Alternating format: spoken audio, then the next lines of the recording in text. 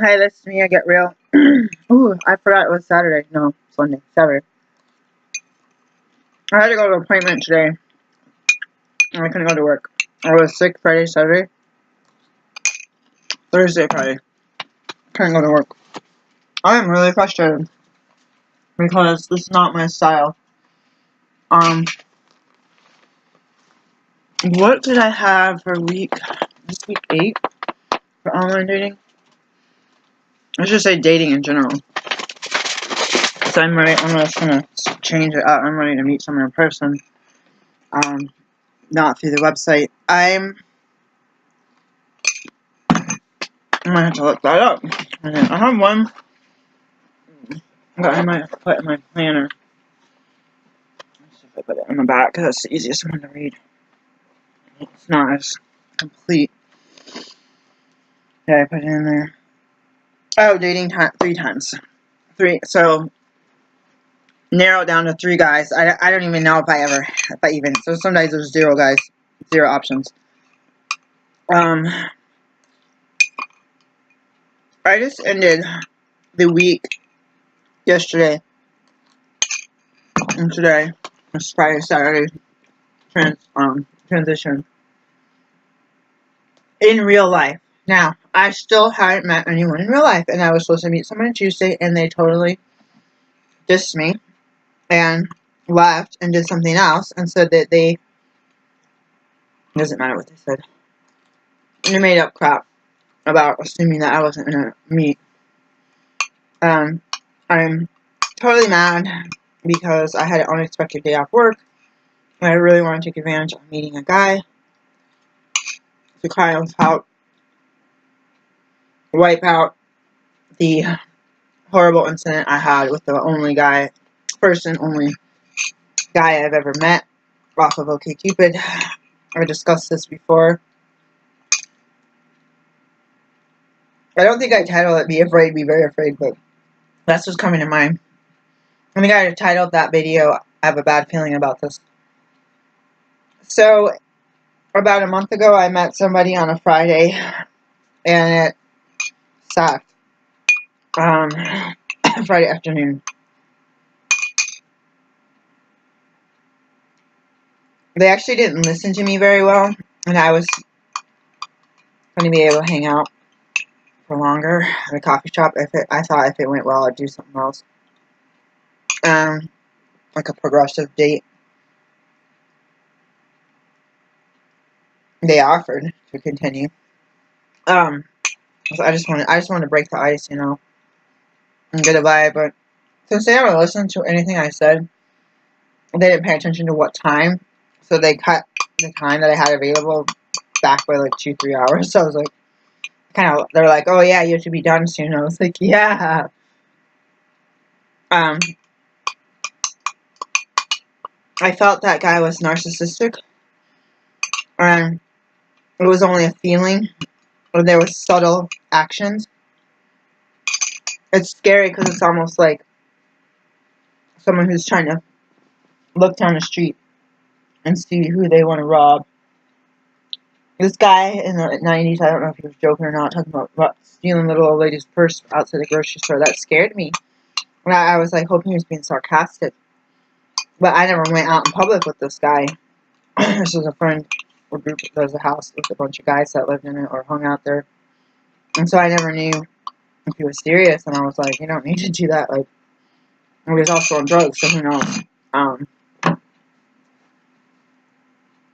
These criminals will look for prey and devise a plan specific to their target after already have premeditated.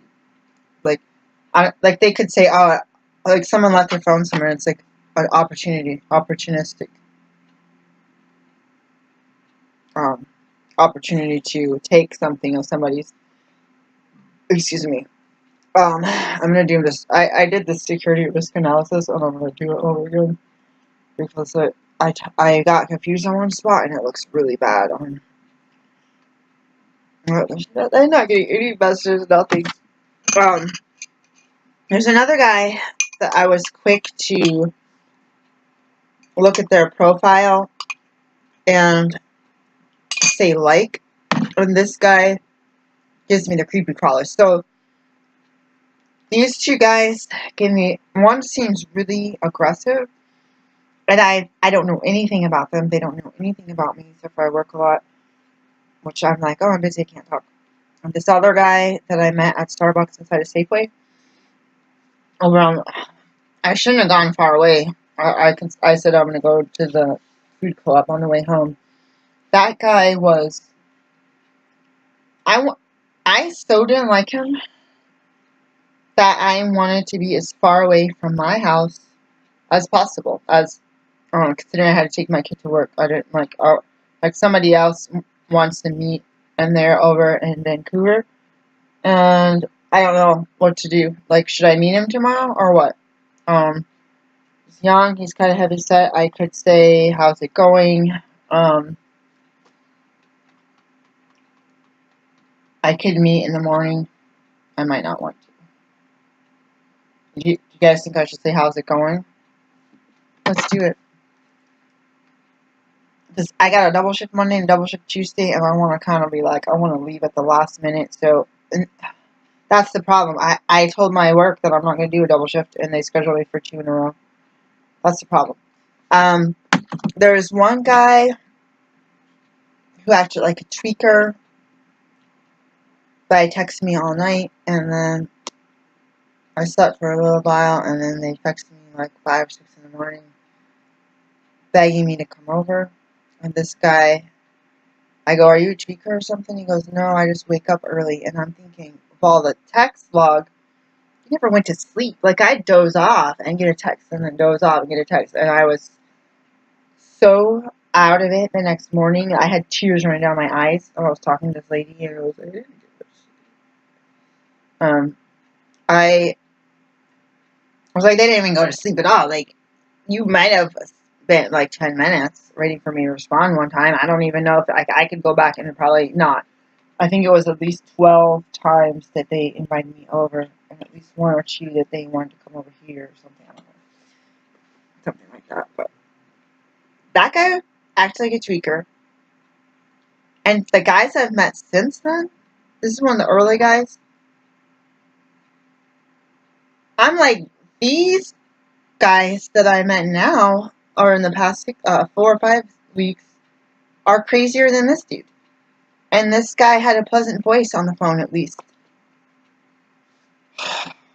They start with the R. The biggest thing that I'm getting is something D-word, "you're beautiful," oh my god. I said on audio recording today, I look in the mirror and I look at my pictures, I don't see beauty, okay? At all. I've been alone most of my life. I have been with a handful of guys. Most of them are either homeless, or they're adults living with their parents, or they're going between, like, couch surfing.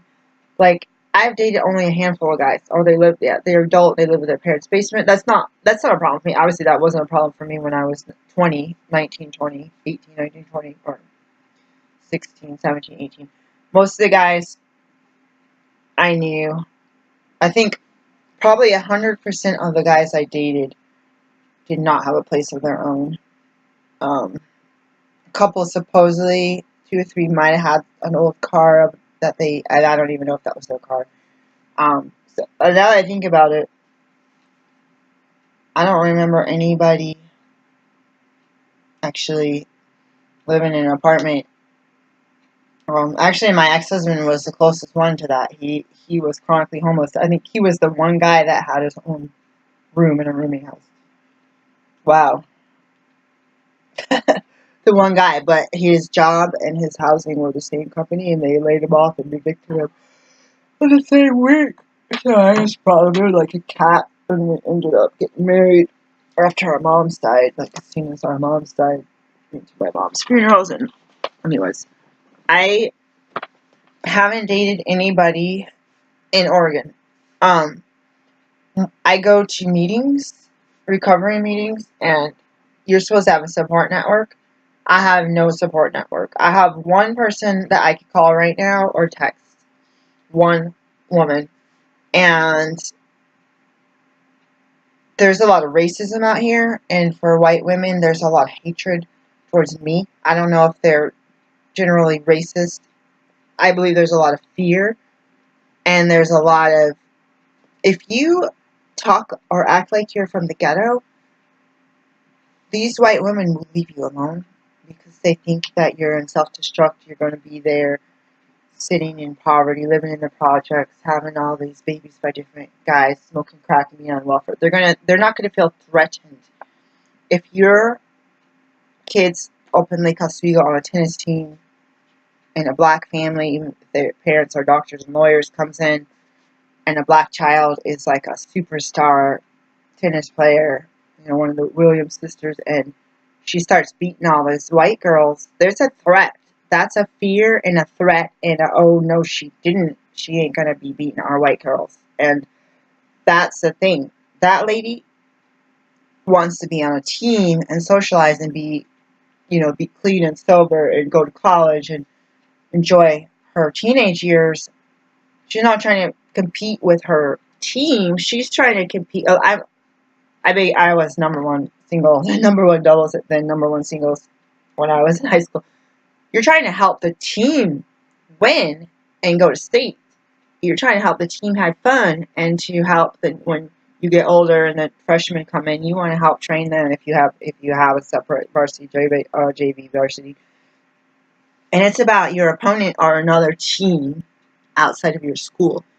But people, even like me growing up in that small town, it was the team against you because you're black and there was a Polish girl on one of our teams, or you're Irish. You're black, Polish, or Irish, therefore you're not part of our team, and we will segregate you and humiliate you.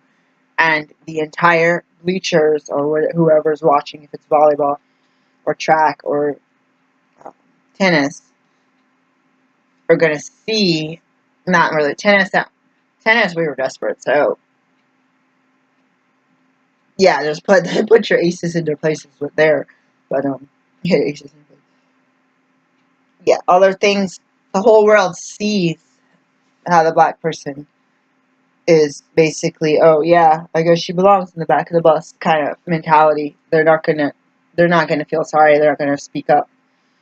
So it's really hard in the Pacific Northwest when women are fearful of me and mad. I get so many dirty looks. There's some hipster, like, mostly natural blondes, but you could tell, like, they might lighten their hair a little bit, but they're not like, oh my god, you have a black mustache and your hair is bleach blonde, kind of like a lot of these women didn't bleach their hair, they just had their hair thick and long and symmetrical, and it didn't have any roots. Some people have roots that turn light really fast, but anyways, not like their natural hair color just lightens as it grows out. Anyways, I asked a friend who was Scandinavian about this. Anyway, it's a different story. The men will be raised by these type of women, and these men are not going to go out. There's men that go out in public, white men that go out in public, even black men that go out in public with black women. But the majority of what I see is white men with white women, or Hispanic with Hispanic, or white with Asian, or black with white. Black men with white women. So I see a few handfuls every week if I'm in a grocery store 6 hours a day. Or I'll see like one a week, or up to 2 a week, depending how if I'm there for a long time. That is a white guy with a black female. And I always just think silent prayer, like, God, I hope people don't mess with you and you look way young. Or you'll see, sometimes you don't know if they're adopted. They're really, really dark kids. They look like they're from Africa. You'll see the white daddy pushing this really curly-haired kid, and you're just like, interesting. And you don't want to stare at them, because some people think they're getting stared at because you disapprove. But when I look at them, I'm like, God bless your family. Maybe you're separated, maybe you're out together. But one way or another, you didn't let society just keep you apart enough to have these cart full of children. But I feel a lot of men out here will talk to me, like at meetings or at different things, but a lot will not be seen outside of a bedroom with a black woman. And so that's where I am. It's not, it's a societal thing. I wrote that I was awoken and woke, and that sounds so weird. Because now that I got sucked in this online dating, I'm like, God, I feel like I'm back to sleep again. Or I feel like I have addiction problems. I feel like, I know that we're programmed from day one. Which is why my kid didn't watch TV from day one. And slowly as things got weird and we actually were sitting in the middle of hillbilly land with nothing to do. We had VHS tapes of Teletubbies, and I don't even know if we had anything besides Teletubbies video, but she just kept watching that same one. And then we started watching, like, Matlock or something, I don't know, detective shows, and probably The Simpsons and stuff until they cut our cable, because it was connected to the neighbors, because they were all the same family. It was bad. Back then, you could get a couple channels on registering on antenna. But yeah, I haven't dated anybody. The guys I dated were either like, I don't know, like they're either like natural blonde guys, like, and those were just kind of fling kind of things, or, well, my ex was blonde when he was a little kid, or they're just like, they're outliers of the community. They're outliers. They are not normal. They don't always live with a roof over their head. They jump trains, or one was a cop's kid in Detroit, and his best friend was black. He tried to, like, be like black, kind of. It doesn't matter. Inner city Detroit. And one guy would go back and forth between, which Flint is an hour, whatever, north of Detroit. One guy I dated, which was a pedophile, and I got assaulted, or, anyways, I got assaulted by a different guy, yeah, outside of Detroit, like, I grew up in a small town, so the guys I ended up dating in Michigan, none of them were from that small town, let's just put it that way. They were from a city, there was a little bit of integration. If they were from the burbs, then they would see black people sometime, but they weren't necessarily in the city. I don't know about the cop's son. My mom let me date these crazies because they disclosed all the stuff. She would interview them, and the stuff that guy said, I was like, really? How many times he went to jail, and how his dad was a cop, and how he got out of it, and how he had steel-toed boots and was kicking the you-know-what out of somebody, and they considered it a deadly weapon, and all this different stuff. And I was just like, interesting. Oregon, one guy that I had the 2-year-old, like 2 years ago, fling was from the coast, from the woods, from the coast. There's a lot of drugs out there. That guy was really tall, redhead, military. Military people don't usually like me. I had a couple on OkCupid, and they just disappeared, or they were lying. If I brought it up, they disappeared fast. If I talked about military, they disappeared super fast, like within minutes. You're like, oh, you're talking about being a paratrooper. Are you in the military? Nope, you're gone. Like, one guy was like super interviewing me. Another one, I feel it was a catfish. And this other guy, the picture looked like a military base. I feel like that they were military guys in the picture, but I feel like at least one of them was a cat. I think at least a couple of those were catfish people. I don't know how to explain it. Like someone from India. That's so rude. So I've been single since 04, and the only person that even wanted to ride in my car, hang out with me, he didn't have his own car, he had a bike, was the guy from the coast. So that's not even in Portland. The only guys in Portland who talked to me, or some drunk guy was like, oh God, I just got married, I wish I didn't. Like, they're like, oh God, I really like you, I want to oh shoot, I just got married. This guy literally said that. There was one guy with a interesting eye color. He was either mixed or black. Who I brought up the duct tape and this and that, and he was like, "Oh my God, you have everything. I want to marry you." And I was like, "Awkward." I never really talked to that guy again because it felt weird. I only had married guys from meetings usually talking to me or calling me as a part of their support network. And I was still in the church at that time, and I was weirded out because then in church, before and after church or whatever, it was still only men who talked to me or asked me how it's going or this or that. It was never the women. Never say never. The members, it was only men. Women would not talk to me. And the women that did talk to me were healthy, intelligent, married women who were very spiritually fit. And those people were looking for a new church. And our pastor, again, with fear and ignorance, they kicked these people out. Because every single one of them would, like, invite me over, my kids, make my kids stuff, all of these things. And I'm going to burn some incense. And they literally, in fact, I'm going to open my window a little bit. It is stuffy. Not stuffy, it's just, I'm used to, I don't know if you can hear me. I'm used to being in a room that has the window open at night. It's too cold right now. I can't sleep like this. Let me light this candle and incense.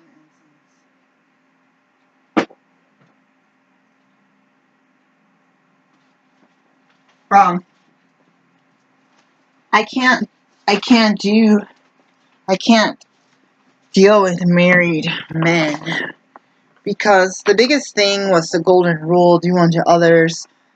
My ex wouldn't just talk about chicks that he was trying to help or be friends with. He would be like, I want to have sex with them. You are in my way. You are destroying my bachelorhood. I'm like, dude, we got married. We have 2 kids. And so I had this golden rule of do unto others. My worst thing was my husband chasing after another person. These guys didn't express anything about sex, but I got fear from one of Joyce Meyer's videos about the guy who brought donuts to his office mate, and they end up having sex in the back of the car because he did it like twice. And she said her husband made her mad. He had to go buy her donuts again to cheer her up. And the next thing they know, they're having a quickie in a parking garage. Like, I got so fearful of this one story. I read another book. It's probably still on the shelf. I don't know why that shelf out there, everything is wet. Maybe one of these sprinkler systems leaked. And that guy, I gotta make sure the incense is dripping in the thing. My phone is not automatically, shutting. It's freaking me out. That guy, or that book, talked about it was a fiction, but it was like a workbook or something about how to protect people in a church. And I would get these cheap books at the Christian bookstores, like these clearance books that nobody liked. There's where everything to be Christianity. Back in the day, my kid was like, "You're a cult. You're like crazy." Like now, she's like, "You were in a cult, Mom." We were in a cult. The pastor had a wife and kids at home, I think, and he had a cute secretary. He'd always stay late, and she'd always stay late, and they were having sex. Period. And that this book is like, oh my God. And I actually got sexually assaulted by one of the pastors at the church whose wife is also a pastor, and they worked with children. And it happened more than once. And I had to get off this guy's team. And my main pastor actually yelled at me. So I thought about that book. Sex and romance or lust after another human is not the same as assault. I don't like to categorize it, but when you think somebody's like, oh, they want to get something from me, sex, before the assault happens, if they just like, you're like, after reading these after reading this book and watching the Joyce Meyer episode, it was like, I am not trying to steal someone's husband. Like I wasn't promiscuous. I wasn't flirting. I wasn't batting my eyelashes. I wasn't showing cleavage because I never really have any. Someone told me like duct tape my boobs. This Mexican lady was like duct tape my boobs, but I don't know, man. We did that. I was in pageants. That's the kind of stuff. It's like, you know, that stuff smarts when you tear it off your skin. I have allergies to stuff. So, okay, this guy's 5'5". We're gonna do 10. Oh, that was like 20. We're gonna do 20. All right.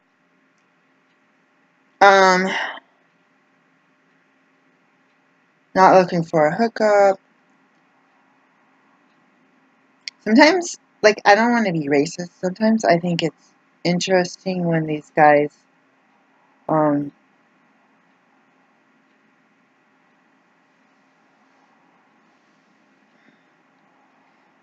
guy cusses a lot. If this guy would say what ethnicity is, yeah, this isn't even reverse racism. There's certain people that 100% of them, or 99.9% of their race, treat me like garbage.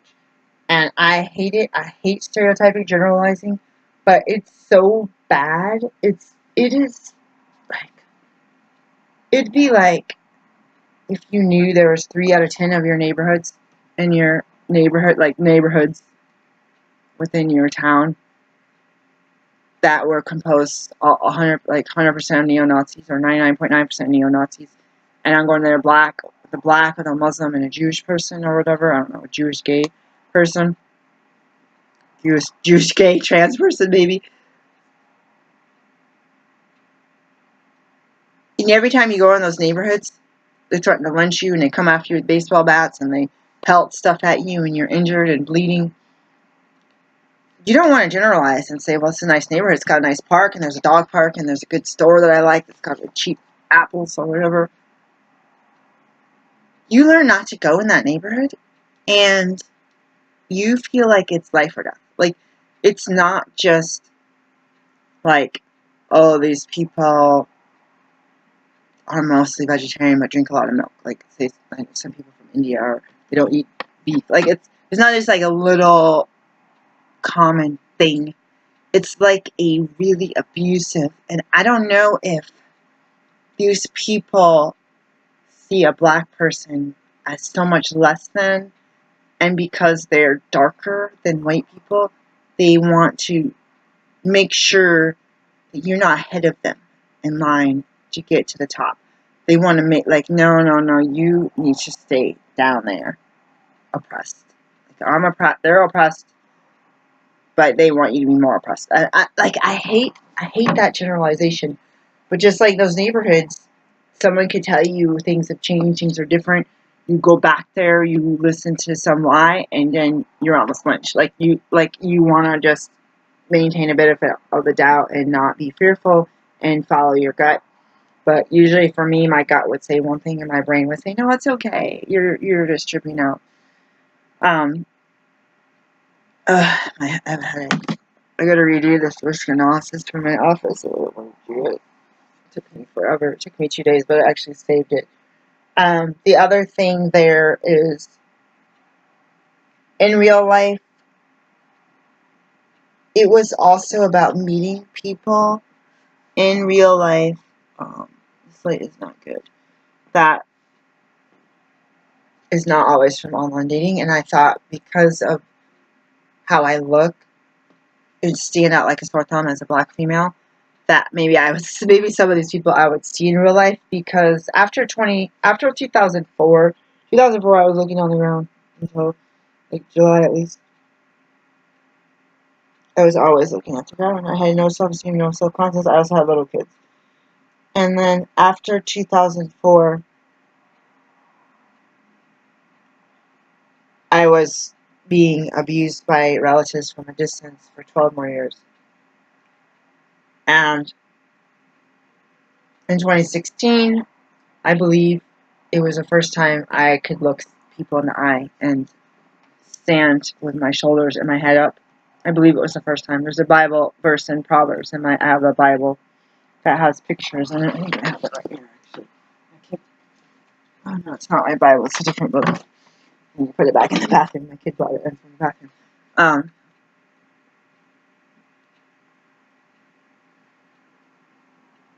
But since 2016 till now, I feel society has beaten me down even more. Just every job, it's like 7 years ago my income was here, then it went down, then it went down, then it went down, and you're like, what? It took a little up and then it went down again. And it's rough. It's really rough. The price of living is skyrocketing and the income is going steadily down. And I'm a 42-year-old black female. I'm a single mom. I was married for 10 years. I got divorced. I don't feel that I am a desirable mate. I don't feel that my demographic is a desirable trait to have somebody be interested in me for dating. If someone's looking for a booty call, they may say, I don't care about your demographic. Let's just get it on. I have had a lot of messages about, I wish you were in bed next to me. Last night I got one that said, I wish you were naked next to me. I wish you were cuddling with me. If it's a younger guy, some of these guys are like, can I spend the night? Can I come over? I wish I had a car. I'd come over. Or I get a text at 9 a.m. or a message saying, can you come over to my house or to my apartment? I should probably there's one day I was like, what, to play cards? Everyone talks about Mario Kart. I don't think I've ever played it. I'm like, yeah, I would hang out to play a game. I was like, could you imagine if it was, I talk about J.J. Murray, which, you know what, we gotta get this book. I wasn't gonna do it. I ordered a book from the library and it must not have gone through. I call it I didn't call it sleazy. I was gonna call myself a sleazy Christian. I'm not sleazy because I haven't done anything sleazy. Not really. And I'm selling like my lingerie that I bought from the Goodwill because I thought it was cute, and then I thought I could feel sexy by myself. But hearing the teenagers right outside my bedroom door and having 4 layers of curtains here and still thinking that they can see my shadow, I'm like, I'm just gonna like crawl on my bed and remove my clothes. Like, I'm really scared. Like, I don't feel comfortable. I'm looking for the library. What happened? What the heck?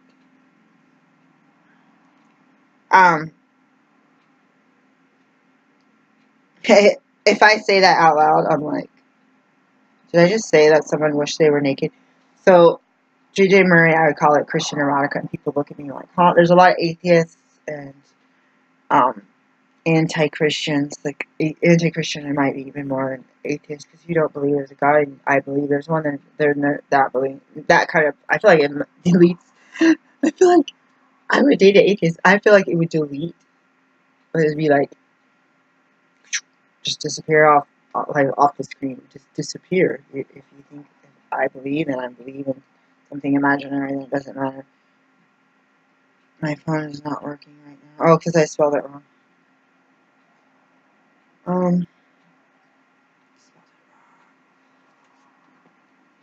If I say it out loud, I'm just like, wait. And you know, like, okay, so this guy, I don't want to say too much. Talks about smoking 420 this morning, and I'm like, oh, snap. What? And I'm like, happy to hear from somebody, and I hear that, and I'm like, oh my God, like, I can't talk to this person, and I felt really lonely and really fat. Like, I gained 10 pounds, like, 10 years since summer, and it's really freaking me out.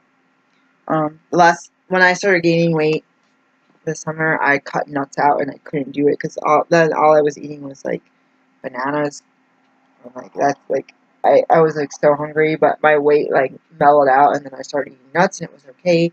I just stopped eating the sliced nuts, but I think when I'm at home, I just think I just keep eating nuts and oil, and I did that. I was eating small little amounts a day because I didn't have any money for food. When I lost my job, and I thought, just get more bang for your buck. Anyways, I looked online, both blog and YouTube, about, well, the YouTube only came up with people in AA that were on pot or on prescription drugs and being told that they weren't sober. It's not my program. I personally wouldn't do pot and be in AA personally. I'm an organ. Soon it's going to be like pot as like cigarettes is like Coke, coffee, Coca-Cola coffee, whatever, energy drinks. Because it's legal. I know personally I have a problem with coffee, so I don't drink coffee. It's perfectly legal and it's served at meetings. I personally can't do sugar or chocolate. Those are served in, meetings. Let's order this book. Oh, I'm so sad because I'm pretty sure, let's see, I have one that should say, I thought I had one that said for later, and maybe it's because it was already completed. And I went to, there's one, Until I Saw Your Smile. Something's wrong with my,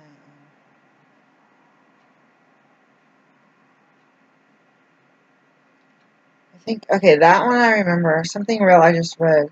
Let's Stay Together. I don't remember. Oh, I know, that one's cute. Okay. Let's go to the first J.J. Murray book. So I was like, okay, guys, this is so embarrassing. This is such a long video that I don't think anyone would watch. I was good at writing fiction until I got on online dating, and now I've done nothing but complain.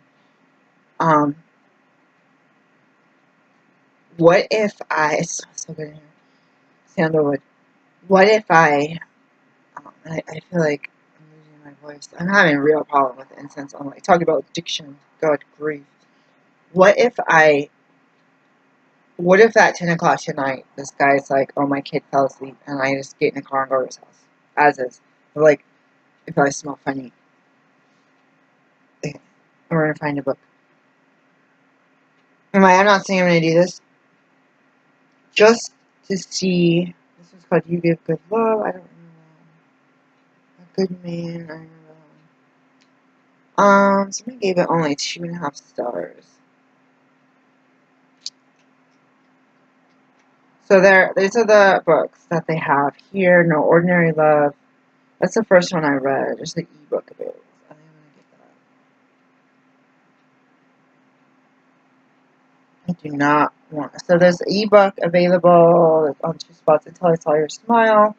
Something Real. Woo! Let's Stay Together. You Give Good Love and A Good Man. Let's do the first one I read.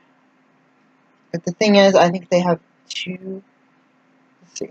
Sometimes they just have these different passwords.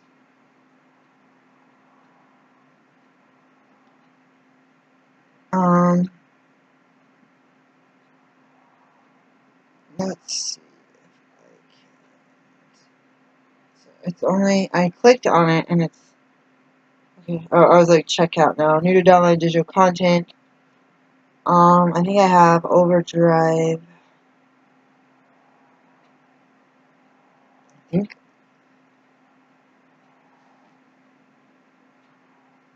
You will be able to choose from the formats after you've checked out the item. Check out now. How do I do it? Check out now. Oh, you have to scroll.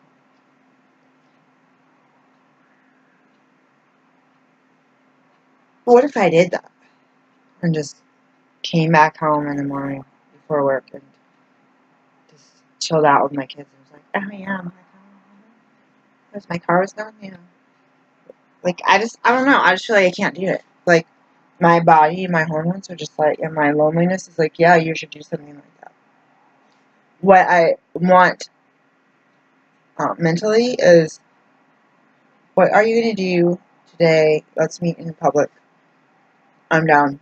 Or even in the morning. I'm really tired. I don't feel well. But I would be down. Again, I look in the mirror and I look at pictures and I'm like, what do you mean beautiful and sweetie and cutie? Like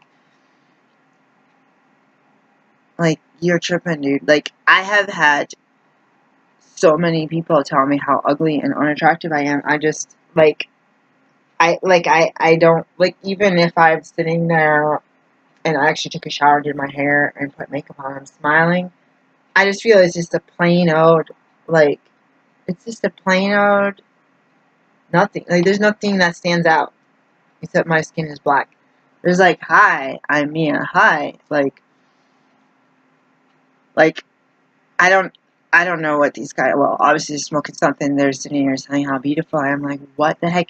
If I really was, then I wouldn't have been rejected my whole life by pretty much 100% of men that I liked.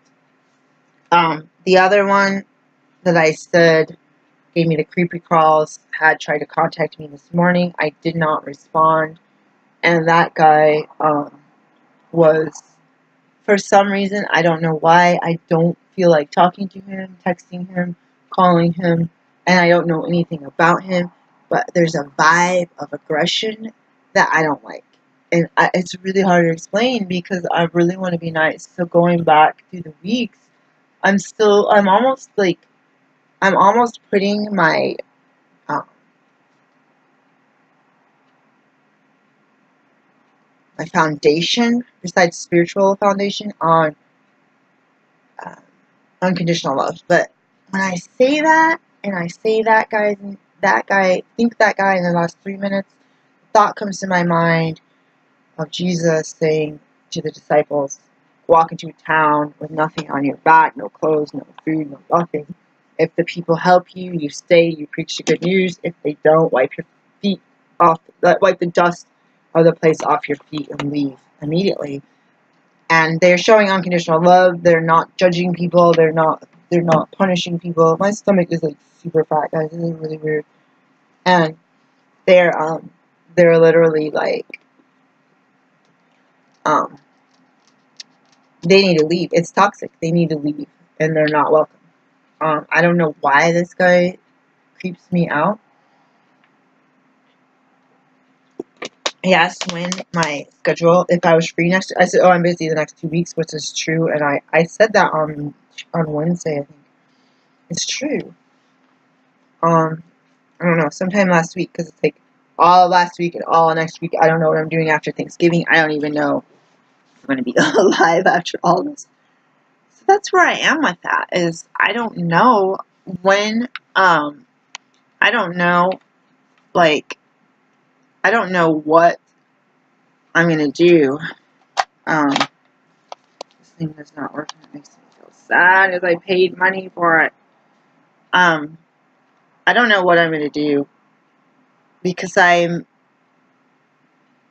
don't have a basis for saying I'm not interested, except for I don't feel right. I don't feel right about it.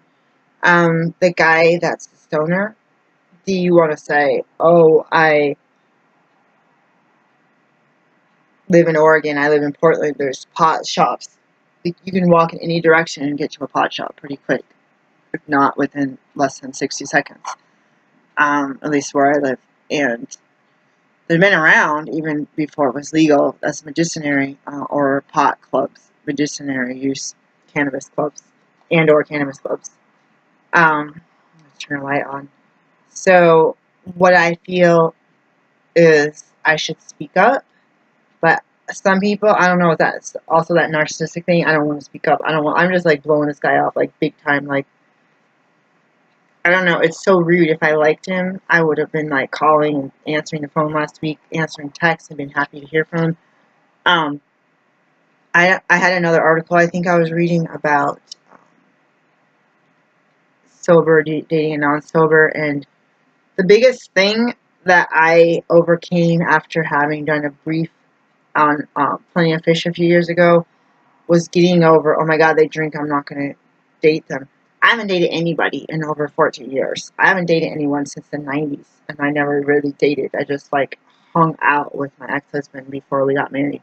We hung out. We didn't go out and do dates. We didn't do movies and stuff. We might have gone to one movie once. But it's really hard. It was hard to deal with alcohol. It was hard to deal with tobacco because it gets around me. And since I quit all that stuff, my body responds to the smoke. It was really bad in 2016 because I was so isolated at meetings, and I would leave the meeting fast because there was a cloud of smoke as I smoke up my room with incense that's going to go through the ventilation. So right now I'm at this place where I just feel like when I'm around a toxic person or someone I'm scared of, it's like I get in like a clam and I shut off to the world. And like, I feel like that was wearing me out.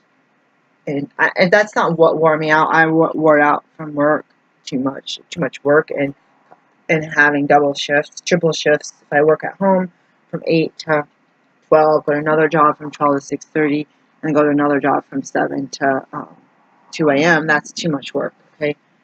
And it's not a once in a while, like, oh, a couple of times a year you're going to do that. And one is too many for me, and I already told them, and they still schedule me, and I'm really mad. You can't see me, so I'm going to go.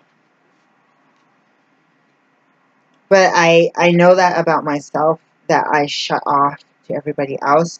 So just like when I talk to abusive people on the phone, I noticed that my friends or my clients or my customers at work would stop talking to me, or my patients, they would cancel the appointment. It was really bad, and I was really scared about why. Who's this guy? All I see is a bald eye. Age 49. Meow. I say Mia Orange Mia. I don't know. Isn't it Monica Lewinsky? Who has a? Oh, no, not Monica Lewinsky. For Pete's sake, that she was in the news when they were talking about. I can't remember. I'm like, why I had this line in my lip, like Angelina Jolie. I'm like, what the heck is up with that? This guy's 49. I'm gonna say hello back.